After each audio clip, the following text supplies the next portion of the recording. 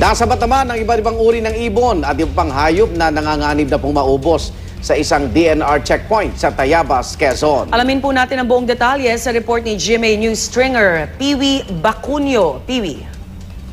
Igay Rhea na-rescue ang may 173 minor birds, 3 blue nape parrot, 4 na Palawan hornbill at 5 Palawan river otter ditinago sa loob ng mga styrobox at itinakay sa isang fish dealer van upang hindi mapansin sa checkpoint.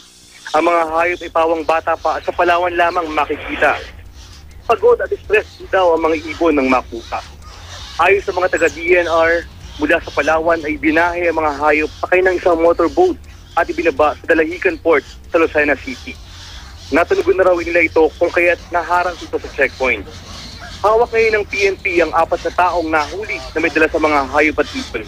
Ang mga hayop naman ay nasa pangangalaga na ng DNR Quezon. Para sa unang balita, Piwi Bacunio reporting.